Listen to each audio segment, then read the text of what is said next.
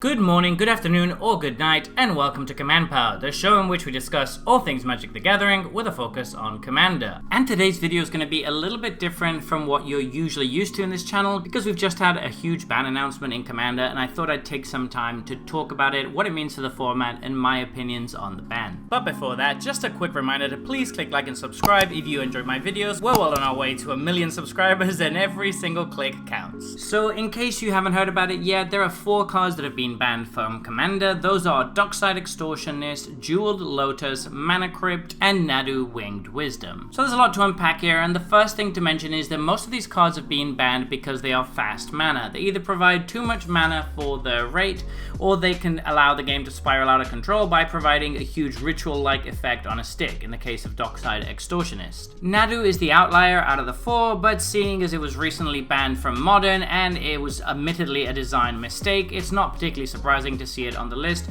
and we won't really be spending too much time talking about it because it's also the least financially relevant example out of the 4 cards. The banning of the other 3 cards, however, has caused a bit of a kerfuffle in the Magic community, and from what I can see, the community is fairly divided over this issue. On the one side, there are those people who say that this is a mistake by Wizards of the Coast and they shouldn't be banning cards like this because Rule 0 already covers all of this, and also talking about how a lot of these cards are very expensive and people treat them as investments sometimes, and those people have just lost a lot of money. On the other side, you have people who say that you shouldn't really treat Magic as an investment in the first place, and that this won't affect the format that much, or will affect it in positive ways, and that celebrate the bannings of these cards. I fall a little bit in between both of these camps, but more towards the second for sure, and to put that into perspective, I'm going to talk a little bit about how I see the bans and how they affect me. So full disclosure, I didn't own any of the 3 cards involved. I am a primarily casual player. I play Commander very casually for the most part, and though I do own some expensive cards, they've mostly been accrued through trading or through buying packs or boxes throughout the years, and I have built up a decent collection, but I'm certainly no whale. So yeah, these cards were never really on my radar in the first place because A, I didn't own them, and B, even if I did, I just consider them a little bit unfun and outside of my power level. Fast mana is not something that I'm really fond of, and for a while I even cut all of my Soul Rings out of my decks because our playgroup realized that it wasn't really leading to more fun games, but rather to more lopsided ones. So financially it doesn't affect me in the slightest, but I do have sympathy for those people who are affected by this. However, I will say, as I always say, that Magic should not be treated as an investment. It's primarily a game for people to enjoy, and you've got to operate under the assumption that at any given time the cards that you own could be banned and therefore depreciate in value. And even in the real world, things depreciate in value all the time. Money does so quite often whenever there's inflation, so you really can't put too much stock in pieces of cardboard. That is not to blame people who might have recently bought the card and have been burned by this. That absolutely sucks, but I think that's still where Rule 0 comes into play. You can still choose to play any of these cards with your playgroup if that's what you want to do, and if you're not selling the card and you're still getting use out of it, you haven't really lost any money. You've only lost any money if you see the game as an investment, which I argue you shouldn't in the first place. Another point of contention that people seem to have is that these cards mostly affect CEDH and don't really do that much to regular Commander,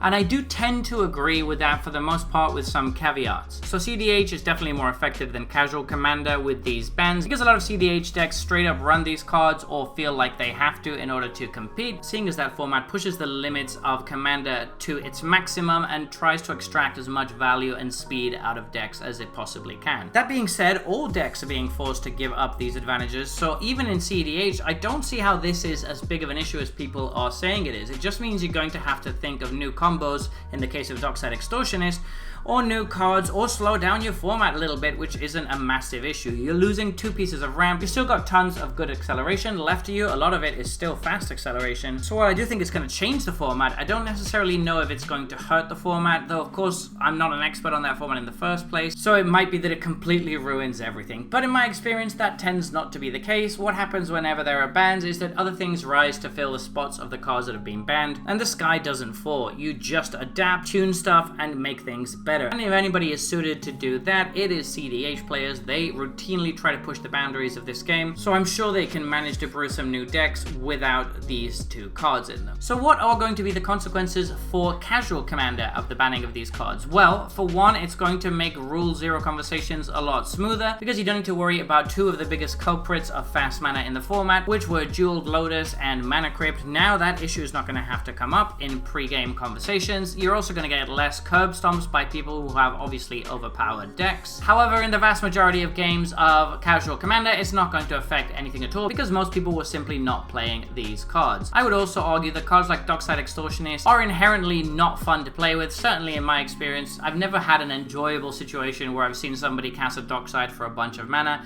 It's just too good for the rate, and it's just a broken card that really doesn't add that much to the game. But finally in this video, I want to talk about what this means for the game going forward and for the format of Commander, and that's where it gets a little bit tricky because it does somewhat diminish consumer confidence in products and does certainly mean that people are going to be less likely to invest large amounts of money in the top cards of the format because they could of course at any point be banned. I think it will depend largely on whether we get more bans in the next few months, thus signaling a change in perspective from the RC, or whether we will just go back to not having any bans for years on end. In any case, I think the impact on the format will be negligible overall, but if anything, it might be a slight positive for casual Commander, and it might be a slight negative for people who play CDH who aren't really that willing to adapt and are kind of married to their old cards. But I'm curious to hear what you think about this, so please let me know in the comment section below whether you agree on my takes or if you have a different point of view from me. Let me know in the comment section below. I always make sure to read all of your comments.